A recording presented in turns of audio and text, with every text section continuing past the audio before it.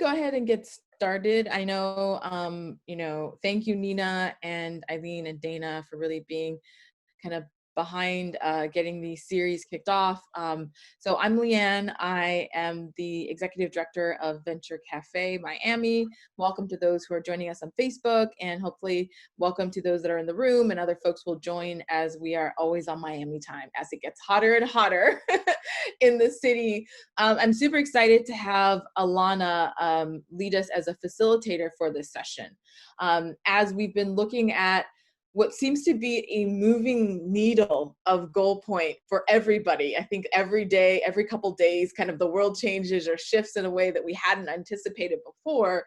The strategies and skills around really leaning in to challenging times and looking at how you can identify opportunities to pivot and opportunities to rethink your core business model, rethink your impact, and rethink how to be more resilient as a food and beverage company or as an entrepreneur are skill sets and opportunities that I know we're super excited to have Alana lead us through an interactive experience. So I will turn it over to you, Alana.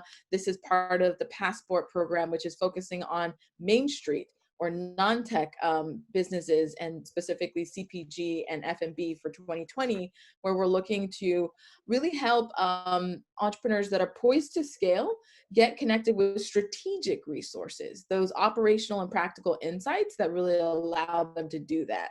Nobody likes to talk about the nitty-gritty, but that's where it all happens. So Alana, thank you so much for joining us, and I'll turn it over to you. Great. Thank you so much, Leanne. And thank you, Paulina, and the team for helping to set this up, and welcome everyone. So I'll take a moment here to begin to share my screen.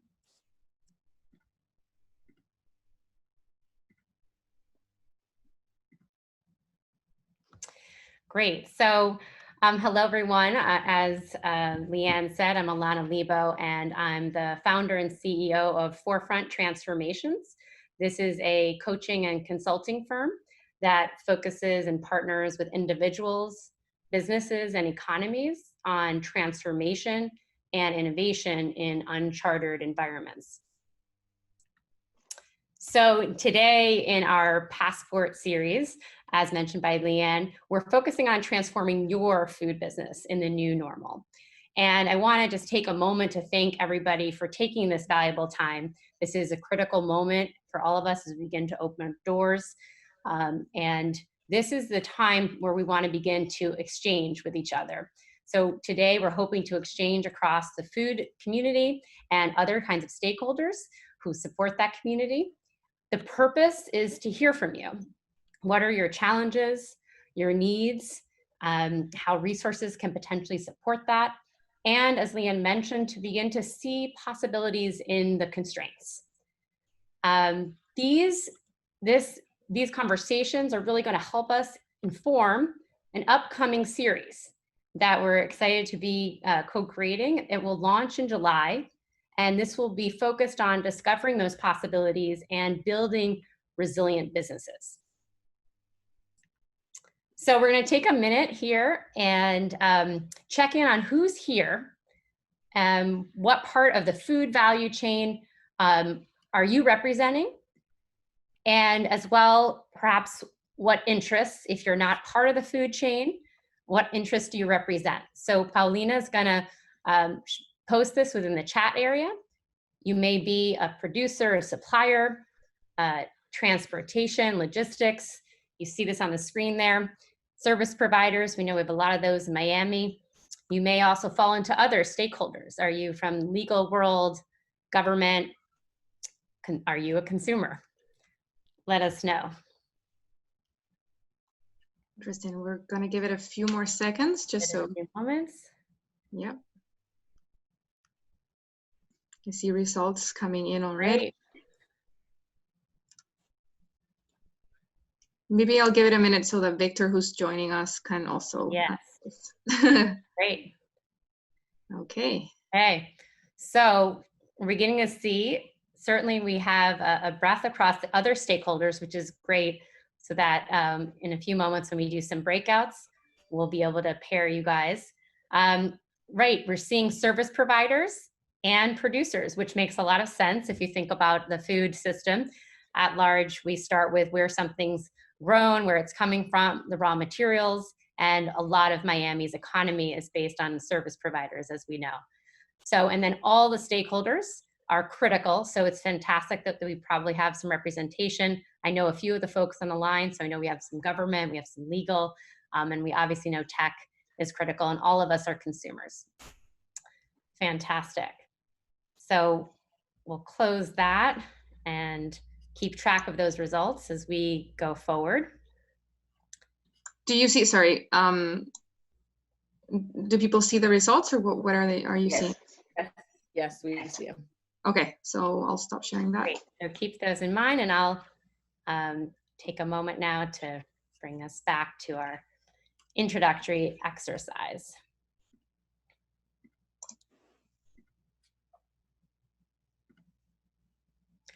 All right, so take a moment, grab a piece of paper and something to write with. If you don't have that, just bring your imagination. Take 2 minutes to sketch yourself, and we encourage stick figures. None of us are probably artists, so go ahead and give it a whirl.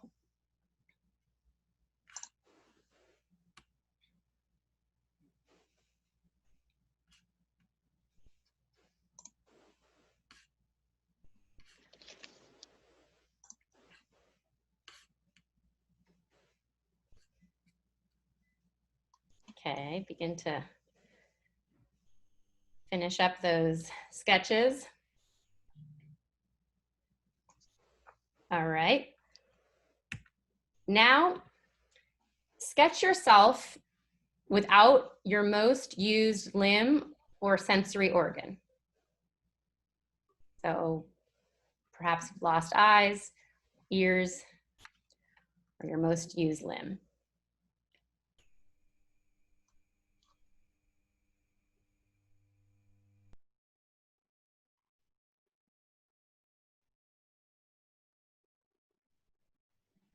Imagine yourself moving through your day. This new self that has lost a critical aspect. How would you newly navigate? Take a minute to consider how you would newly navigate. What will help you?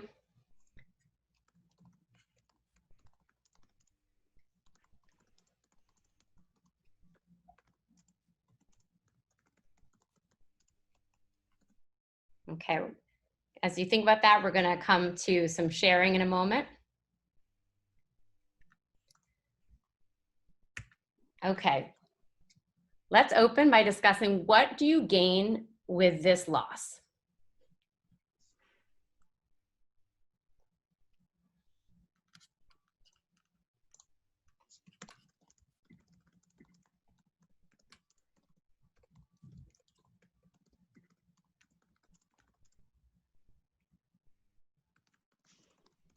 And we're able, Paulina, we're able to hear from folks, right? If they're either typing in or...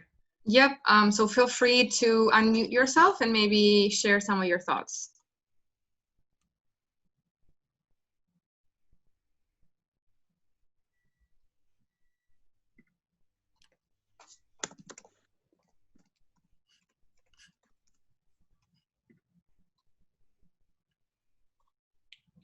Hi, it's Alex. Great, Alex. Hi. I think what I gain would be the ability to adapt, to learn how to adapt to the loss, and to use my other working limbs and functionality. Great, thanks for sharing. Yeah. Okay. Courageous first share. Anyone else feel called to share? What else might you have gained?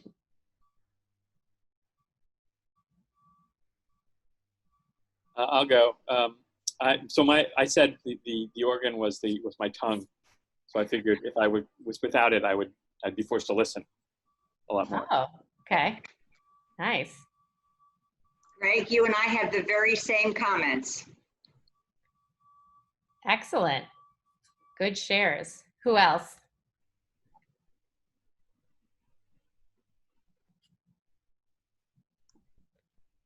We'll take another one or two.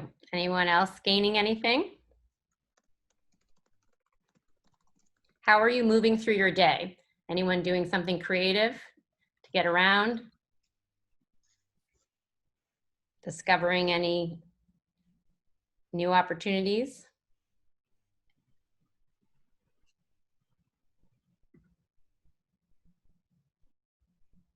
Okay, well, as we've been hearing from some of those who've shared, as we lose something, we begin to really recognize the opportunity for the use of a new part of us, or the recognition of something that we can bring in to help us grow, as was mentioned by Alex. In addition, if you think just on a very practical level, some of you may have played this out and you might have found a new way that you're going to get around, a different route. Maybe it saves you time.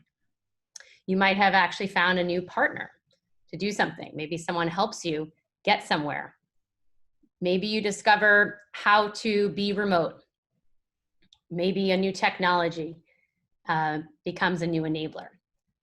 So in this moment, all of us have likely lost something, have been challenged by things over the past weeks. The question now is really how we can see the gain within the constraints. And also how we might make changes that we would not otherwise make. So we're going to take these gains and begin to integrate them both for your own mindset and for your business's potential.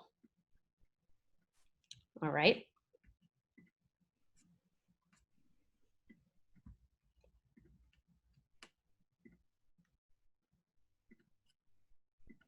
So we're going to check in again. What is the state of your business? And if you're not a business owner and you're here as a stakeholder, check in for your own state. Are you closing, in a paused moment, in transition? You, as Leanne mentioned, you pivoted in a certain way before, now looking at new opportunities. Do you have old wheels in motion? Or are you looking for some new opportunities? Okay, great.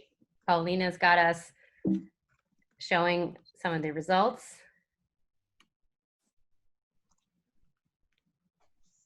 So a lot of folks in transition, about a quarter with the old wheels in motion, and a quarter looking for new opportunities. Great. So we'll let those continue to come in. So no matter where we are, the idea in this new normal is to discover opportunities. Leanne mentioned that at the start. And in fact, it's often and oddly because of the changes that we have, the losses, that we actually begin to discover something and develop something that we would not have otherwise. And perhaps it's also a moment where this transition enables us to make us or our business even more resilient, because we weren't necessarily thinking to look into these challenges or to be in transition, but we begin to be able to discover that and explore how we can become even better. So we're gonna take a moment now to break out. Paulina's gonna help us move into some pods. And in these breakouts, we want to begin to think about the state you're in and your challenges, your needs. So think about, do you need, Paulina, I'm gonna look to you to see if you're breaking out the pods. Yeah, let's explain first what we're doing on the breakout rooms, so that when people go there, they can start sort of talking. No problem. So as you break out, you'll be in about 2 to 3 people per pod. And together, you'll be with different individuals, hopefully from different parts of either the food chain or stakeholders who you've never met. So exchange what your needs are. Is it a new business idea that you need, personnel, partners, attracting consumers or customers, understanding new customers or new consumers? Do you need something physical, raw materials, transportation, information on public health, legal, tech? So exchange about those needs. And also you're welcome to think outside the box. Maybe it's none of those. When we come back, we'll share what are the top needs that we're hearing. Mm-hmm. Perfect. So let's open all rooms. You should see an invitation to join the other room, and it should take you there. Great. And Paulina is going to continue to populate to remind you what the questions are Mm-hmm. and what we're exchanging on. We see some people already joining the rooms. Great.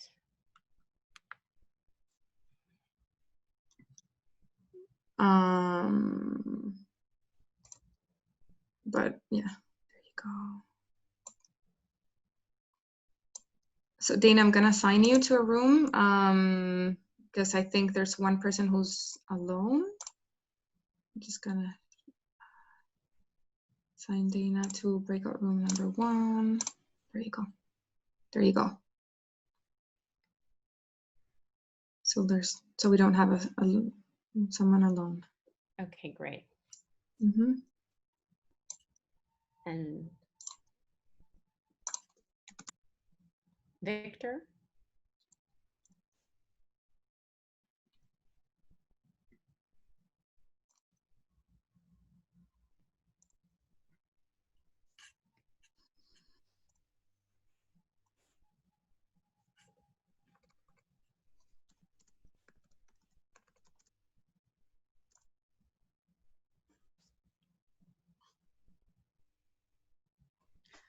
Victor? So I did share the sort of invitation with Victor, but I don't think Okay. it's okay. That's right. He's here.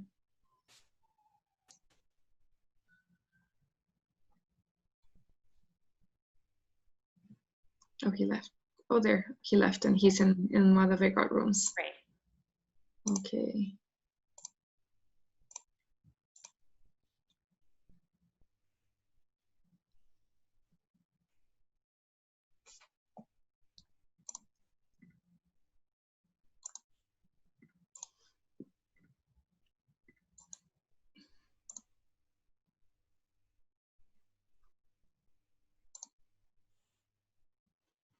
So Alana, you tell me you think it's time to come back, and I'll Sure. give. Yeah, give them like another minute and we'll come back. And when they come back, Paulina, you're able to capture the rundown a little bit on the side? Yeah. Mm-hmm. Great.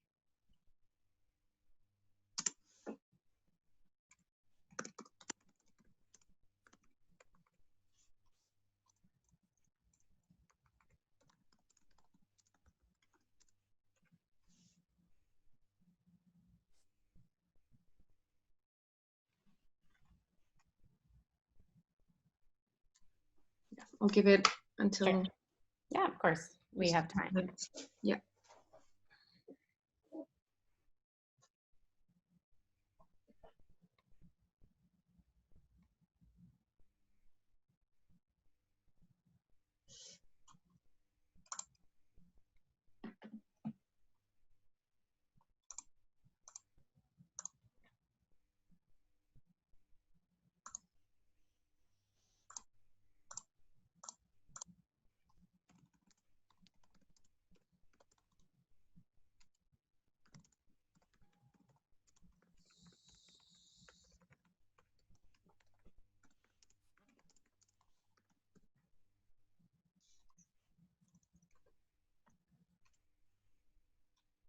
For those who are joining us on Facebook, they only see us. They don't see the breakout rooms. Just for context, we're doing some breakout activities. And now we're going to be back. I'm bringing people back right now from the breakout rooms to the main room.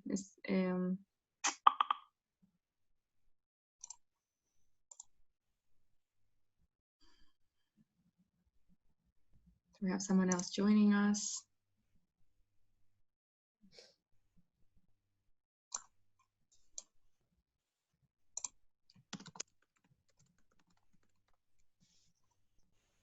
Hello, Sam. Welcome. Just for context, we are in the middle of an activity, doing some conversations in breakout rooms. We will be back in the main room shortly, so just hold on for a few seconds. I'm gonna close them out now. And I'll let you continue to share, Paulina.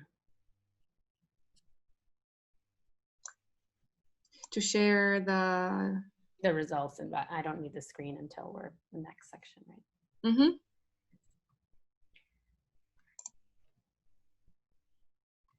Great to see some faces. Thanks for turning on your cameras, folks.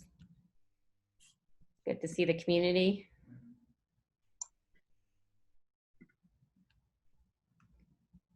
I got booted out of my room that I was in. All right, well, we hope I apologize, Mary. We can finish our conversation. Yes, that's all right. We're going to hear from everybody, so we'll bring it. Dana, same thing, sorry. That's okay. Good, glad you were having good conversations. So we have almost everyone back, Paulina? We have one breakout room who are still going. Still going, but they're gonna be back in 3 seconds. All right, as you're coming into this, capture what you were, okay, great, everybody's, excellent. It's fantastic to see faces. Thanks, those of you who can do that. Great, so what we're gonna do now is we want to hear from you, as mentioned in the beginning. So if you, whatever pod you're in, if one of you, or if you're three, whomever can be chosen to just represent, no need to share individual names or business names, but just what are the types of needs that you're hearing. We'll go round robin, and Paulina will capture this and put this up in the chat. And remember, just a reminder, the needs we're sharing here is not only a safe space here, but that we are building a series for you on transforming and adapting your business in the new norm and really building this resilient businesses. So the more you share, the more the series can be responding to these needs. Who is the brave pod for sharing?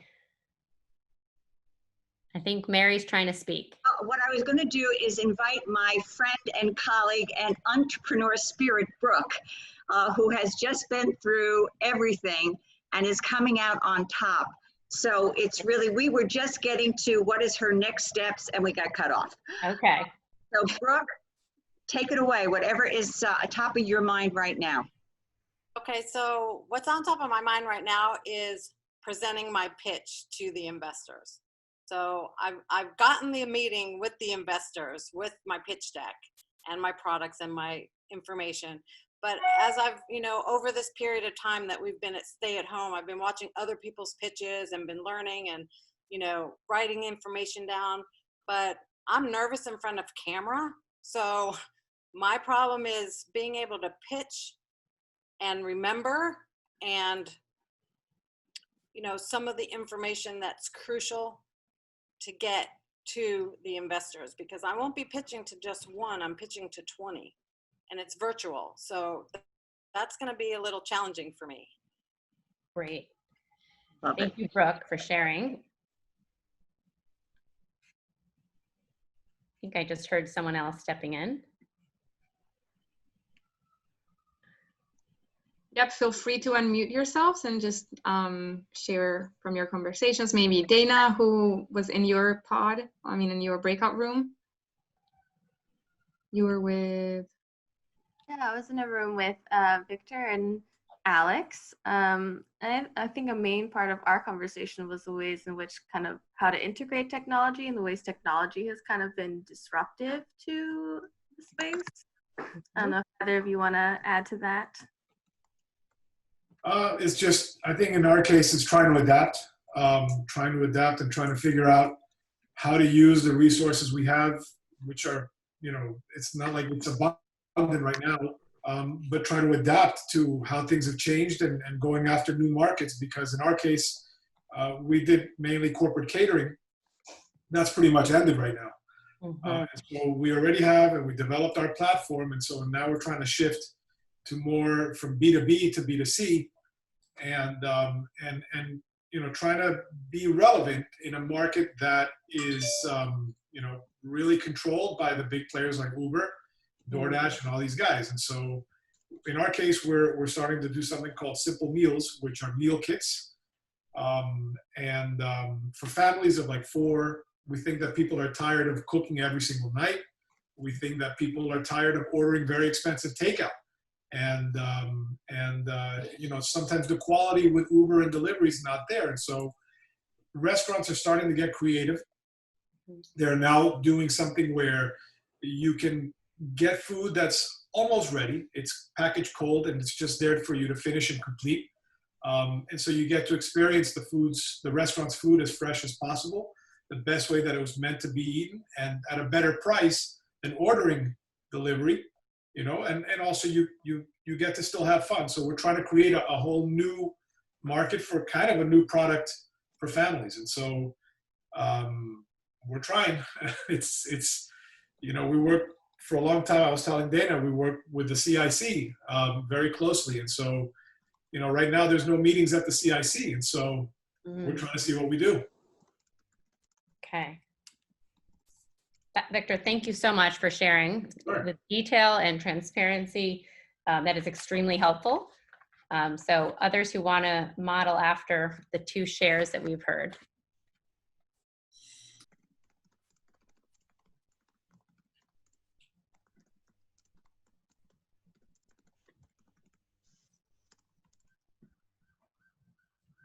Paulina, did we miss any other pods? I think Greg was in another breakout room. I don't know exactly with whom. Yes, I was with Olivia, just fully fresh.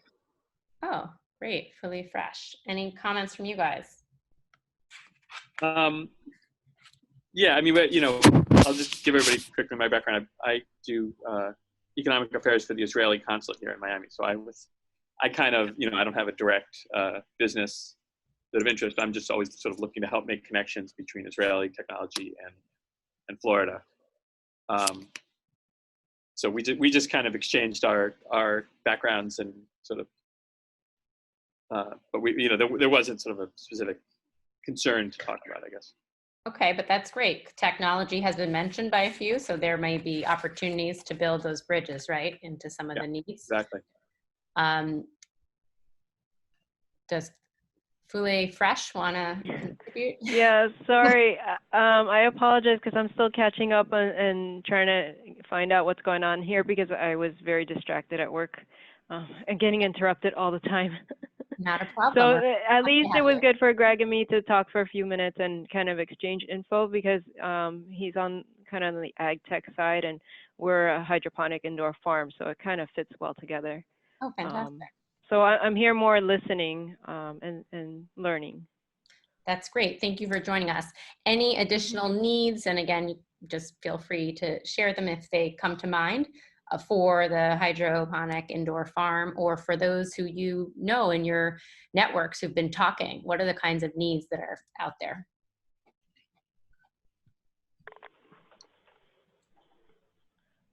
Okay, she'll share back if she has thoughts. And was Wilfred part of one of the groups, Paulina? No, he just joined. So okay, we have some new. Okay, great. Well, welcome, Wilfred. Great. Just to catch everyone up as you're joining. So we've been taking a look at, this is primarily focused on the food industry, particularly here in South Florida. But really, how do we begin to step into the new norm and in our reopening state? We're speaking with individuals who are a variety from those who are producers and suppliers to those who are service entities and also other stakeholders. We've heard from groups that are in technology, others who we know are the consumer side, and individuals who also work in the legal arena. So we're exploring right now, we did a breakout to hear about the needs If you are a business or working somewhere touching the food space and you want to share a need that you have, we've been looking at everything from you need a new business idea. Individuals have shared they need to learn about pitching more effectively to investors, particularly online, learning how to really adapt and actually go after new markets, how to build entire new products, moving from B2B to B2C, and as well, how to get really creative and begin to build in something that will really reach families these days, how to connect with new partners, and how to also, of course, build in technology. So I'll just give folks another moment. If you're new and you want to just contribute, feel free to jump in with or without your business name to share any needs, and they may stem all the way from raw materials to personnel and other. And just as a reminder for those who are new, this is helping inform a training that we'll be hosting in July, sponsored by Venture Cafe and the Passport Series, and that will be focused on discovering new opportunities, so meeting some of the requests that just came in as well, and building resilient businesses. So I'd like to jump in again because my company is Vegan Heavenly Delights, and I'm Brooke Hensel. But the one thing I can say during this pandemic is I learned how to pivot my company, because we manufacture a cashew cheese spread, dip in sauce, and then a cashew cheesecake. So we've been in the market for 4.5 years. We've been on the shelf in Whole Foods. We're strictly right now Florida based. We just got into the southern region of Whole Foods, which is Arizona, Nevada, Southern California, and Hawaii. So that's exciting. Wow. But the challenge for me was that because we're not at the $1 million or $5 million mark, it's hard for venture capitalists or angel investors to want to see the future.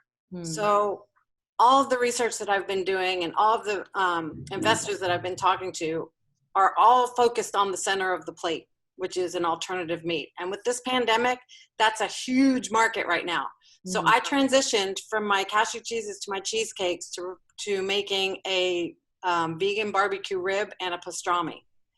Now that's given me the opportunity to go out and pitch to investors with an alternative meat. So we're not taking away the cashew cheeses or the cheesecakes. We're continuing what we're doing, but we're focusing more on the alternative meat. So, you know, for our cheeses and cheesecakes, because we got accepted into Sprouts National with all 7 SKUs, we're looking for a co-packer. And that's our biggest bottleneck right now, is finding somebody to manufacture our products for us. But then I heard a owner of a venture capital fund say that in the plant-based world, infrastructure is a problem. So now I've gone back to my original plan. In my business plan was to build a manufacturing facility that can produce my own products, including my alternative meats, and be able to co-pack for others, because there is an infrastructure problem nationally for plant-based alternatives. So that's all part of my business plan and my pitch to the investors. So I learned how to pivot through this whole pandemic thing, and that was a great opportunity for me. That's fantastic. Thank you, Brooke. That's really, really helpful. So again, these kinds of shares, the more detailed you are, the better. So we learned that. We'll be speaking in a little bit to share the type of content that will come up through the training.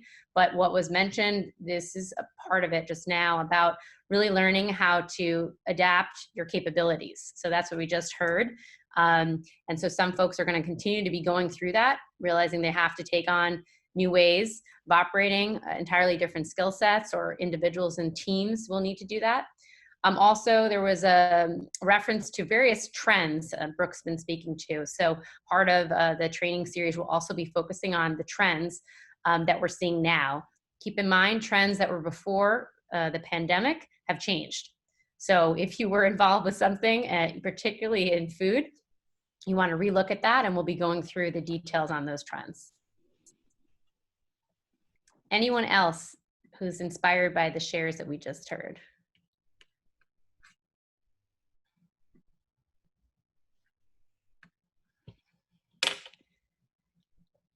Okay, great. So I think we'll take this moment now to shift.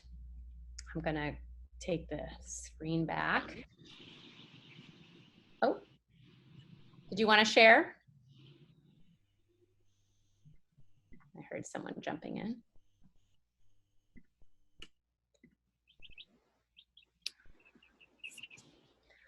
Okay, so as we just heard from a few folks, and thank you again for being brave and open and sharing, the needs that you share really begin to create new opportunities. Some of you are going through that already. And within that, a critical one is collaboration. So we heard from Greg about that's a core part of what he does within his business, is building these bridges and collaborating. And keep that in mind. We look at collaborations that are local, but we also have incredible bridges going on to other worlds, including what has been mentioned, Israel, which has a front face on technology. So what we want to really begin to think about in the nature of this call and this exchange is how challenges or constraints really open us up to opportunities, right? New perspectives, new ways to pivot, and really how together we achieve more. This is an opportunity to begin to think beyond your current team. So we all have our teams that we've really structured, and some of that is going to need to be obviously what gets readapted. But I think at this point in time, society is reminding us that we need to be an at-large team. So I want to share a few headline questions, again, most of which will be going into further detail during the training. So as we heard some of these challenges, we want to begin to think about how we can collaborate to share resources, which can also help us to reduce costs. So some of you may be running businesses where transportation is critical, or where you didn't originally need that, but now you do. We know that we see that, as was mentioned by Victor, we see that in the large scale world with Ubers, but we are here in our market and we have partners with whom we can be building collaborations. And it's important to be thinking beyond our sector. Sometimes something tied to transportation elsewhere needs to be optimized in its route, and may be a really critical partner for us in what we need to get picked up or delivered. And those build, of course, efficiencies for cost. Additionally, an old world practice that is important to bring back today, since dollars are tight for everybody, is how we might exchange one resource for another that is in your network and beyond. So, this sort of barter and trade concept. Some of us, we all have skills and we all have abilities. What is it that you may be able to offer that someone else needs, and vice versa? This could be as direct as, when we heard from Brooke about critical interest to learn how to pitch. Hopefully that's something that if she comes to our trainings, we can work on. But in addition, you always can be looking for individuals who may have that skill and you have something else to offer. So you can be looking at this swap from skills to actual inputs for your business, technology, logistics. And it's important to really also be thinking beyond, sort of the common types of collaborators. So how might expanding ourselves beyond the food industry open up new market opportunities and new consumers? During our upcoming series, we're going to have an opportunity to hear about some collaborations between the arts world and the food world. I'm sure that we can all think about the many different interactions that we have in the economy here in Miami, and the various kinds of players who need food.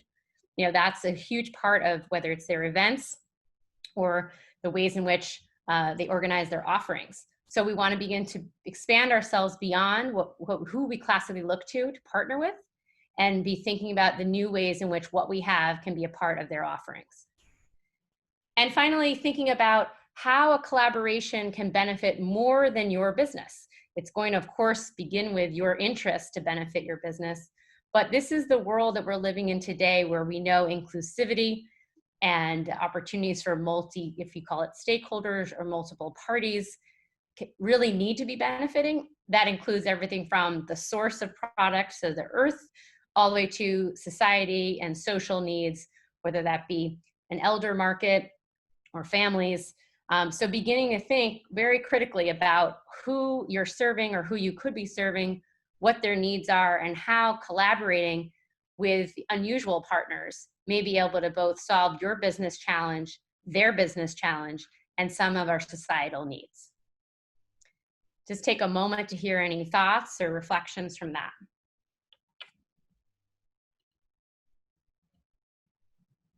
Questions as well.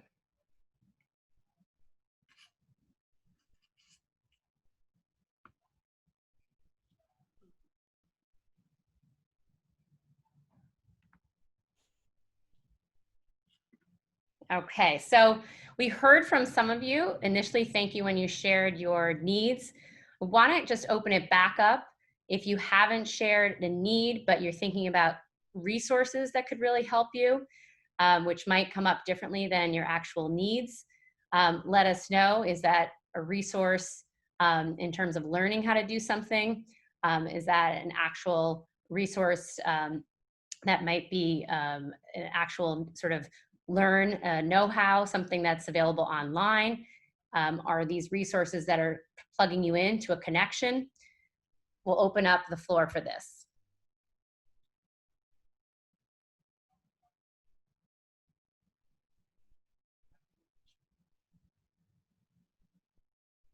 I would say for me, finding a good list of co-packers would be a great resource, because I've scoured the internet for 2 years.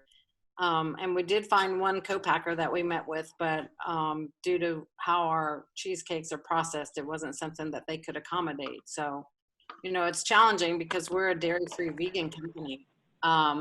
Sorry, dairy-free, gluten-free.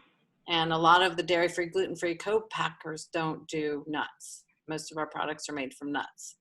So that's been a challenging issue for us. So resources like that could be very useful to me. Brooke, have you tried different trade shows? A lot of times co-packers are present there. Yeah, we actually had a booth at the Fancy Food Show. So yeah, oh, I got, yeah. Yeah, we were in the plant-based upstairs in the plant-based section, because they started a new plant-based venue where it was with all the new brands on the shelf. So unfortunately, it wasn't that well trafficked because their signage wasn't that great. It was still great because we got sprouts out of it. So I'm definitely not complaining. But you know, because didn't have a lot of time to walk around, and but I've reached out to all the co-packers that were there, and nobody can do our stuff. So have you looked at some of at the Seed Festival, some of the participants who they've been working with that has helped them, you know, since plant-based is more difficult, maybe at the Seed Festival you just come across you know, people with a similar need that could also refer you.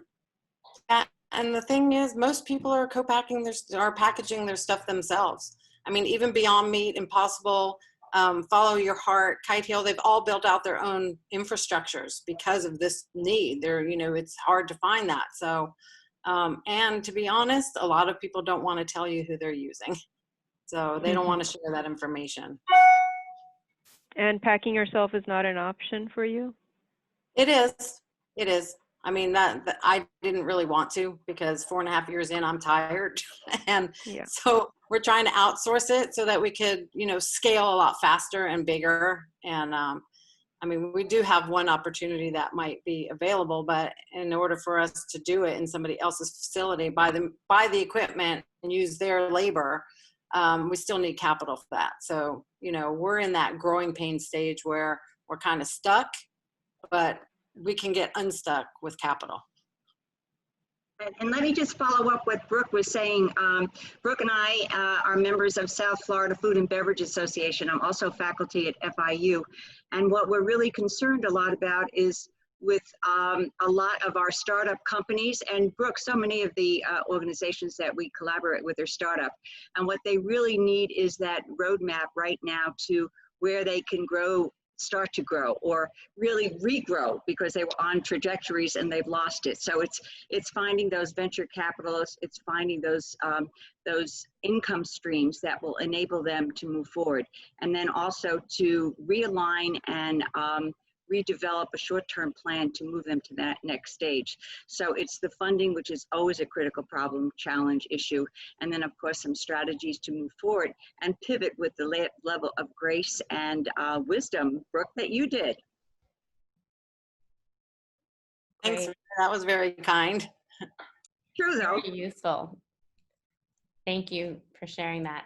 Any other resources that can help you or ideas? This is exactly what we want to see. So those, thank you for who are sharing ideas as well. I just want to say that, not to be too promotional, but the training series that we're putting together with Alana as part of our passport program for food entrepreneurs is specifically targeted at that, at sort of showing us how, and giving entrepreneurs and founders tools to pivot in this moment. We know that the world looks very different right now than what it looked like 3 months ago. So we put together this sort of series of resources just to help you in the now. So I will keep you all in the loop for that, just if you're interested on following that series. We are also looking as part of like our passport initiative to tailor other resources that are strategic and tactical to help sort of founders scale their businesses. We know it's a hard moment to think about scale, just because people are mostly thinking about the now, like you, Brooke, were mentioning. But we are putting some resources together for the fall specifically, just to give everyone a little bit more time to get out of the now and the crisis. So just, we are thinking to bring in coaches, national trainers, experts, and connecting founders with specific resources, distributors, just access to funding, investors, consultants, just to help them tactically navigate growth. So if you have any thoughts on what things would be helpful, what you would like to see, and maybe the format, what you would like, what the format you prefer, if you prefer virtual, in-person, hybrid, here, somewhere else, feel free to sort of chime in with that as well, as that would be helpful for us to learn. Great. And if folks have thoughts, Paulina, how can they also reach you to share those? So if you sort of didn't RSVP on Eventbrite, then we don't have your email specifically, but you can reach me at sort of, I can put my email here on the chat. Maybe ideas, Yeah. Right. Great. So as you're thinking about that, resources and formats, also please share this with your community. We are piloting sort of the time of day that's best to reach folks. And we know that many of the food businesses are obviously in a constant operation, but we also know there's sometimes a gap, particularly if you're in service industry, kind of between the lunch hour and the dinner hour. So also let us know, when with your communities, it's best, so that we can make sure these trainings are accessible by the majority. So as Paulina's getting that, I'm going to help us close by sharing.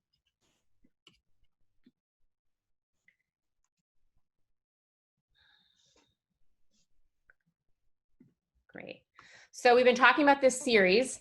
Just want to give you a little bit of a rundown and give you an opportunity to ask any initial questions on this. And then, of course, I will share my contact information, and you can certainly reach out individually. As we've mentioned, this will be about building new opportunities, discovering those, and building resilient food businesses.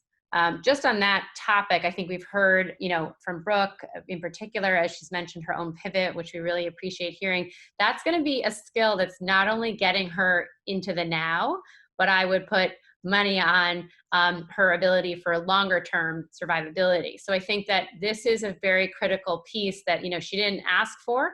But as Alex also mentioned, when she talked about adapting initially with a most critical sort of lost limb or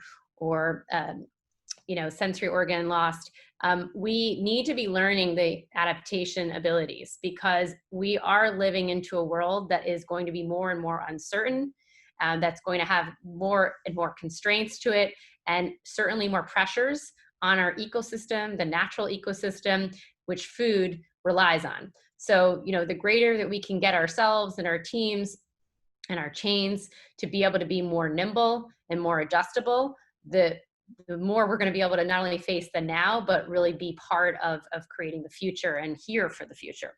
So in our series, we're going to start with a section on looking at the trends and insights. As mentioned, and I'm sure a lot of you are following this, there's some macro trends that we may say, well, they're probably still around from before COVID, but there's also a lot of new trends.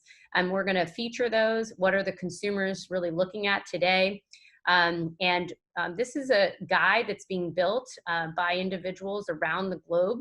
So we are looking at the needs, globally as well as locally. We're going to be looking at the dynamics of the new economy.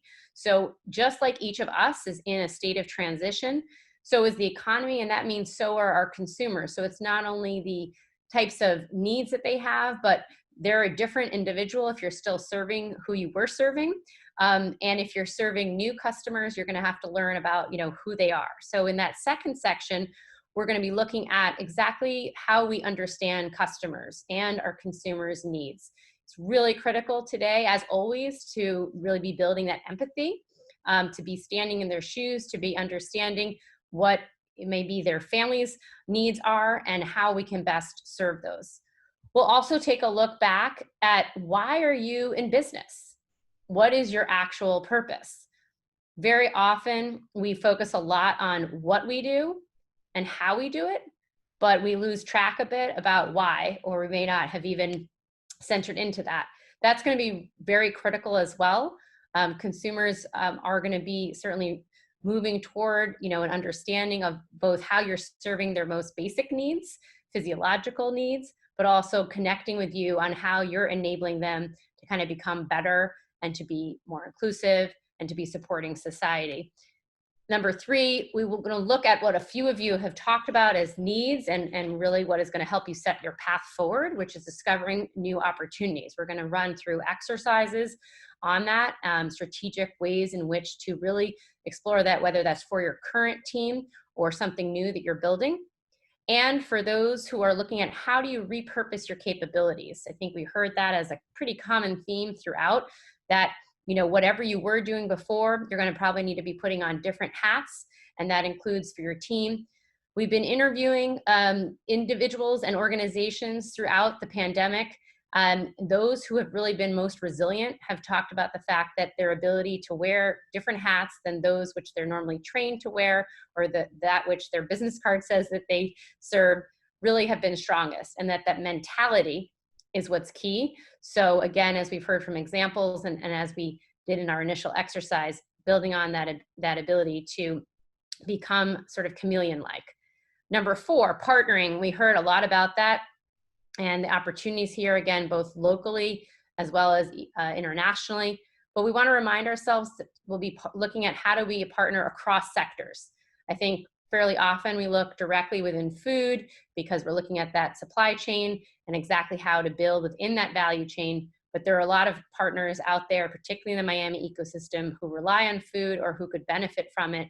And we'll explore collaborating. And finally, we'll look at operating in the new norm. So how do you build in those adaptive cultures externally? How do you be prepared for all of the society's challenges, which we know we're facing day to day, they continue, and technology? How do you, connect better and make it easier? We're also going to be integrating what you've just talked about and really figuring out where and how we can provide you those types of resources, and within each of these areas, how we can be responding to your greatest needs. Happy to take any questions or outstanding thoughts and suggestions. How long will the training sessions be? Is there gonna be a series of them? Yeah. So Paulina, do you want to chime in, or do you want me to? Sure. We're thinking of doing 5 sessions with each of these topics. They're all going to be an hour long. We're trying to do them in a time frame that's not so disruptive for food entrepreneurs. We know sometimes restaurants are not available at certain hours, so we're trying to do it like in the early afternoon, around 3 p.m. if that works for everyone.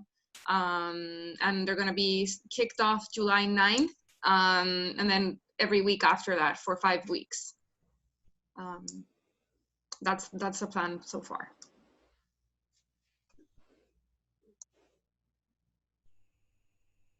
And we aim, in addition to the learning that we obviously hope that you're going to be gaining, it's also who attends. So we're aiming to get this out, not only to some of the players that you may know, but also really reaching beyond maybe some of the classic spaces and looking to partners who may be able to get this out to their networks, so that you may also be able to gain by just showing up and building some bridges that you might not have otherwise built. Paulina, is there a coach that will be supporting each of the participants? So in addition to looking at the content area, they could also be applying it to their real world challenges and opportunities. Yeah, Alana, I think that's for you. Yeah, so I will be there, and what I'll be doing is, not only going through this, as you point out, in terms of higher level and strategy, but depending on what you're workshopping, some of the worksheets and workshopping opportunities, you may prep something for the next session, and others we may be doing in-house. If you end up with a need where we need to go deeper, then we would want to talk about that and ways in which we could help support that. But the idea is for this to be very hands-on and not a lecture series. This is a working session of what you actually need practically to do. Thank you.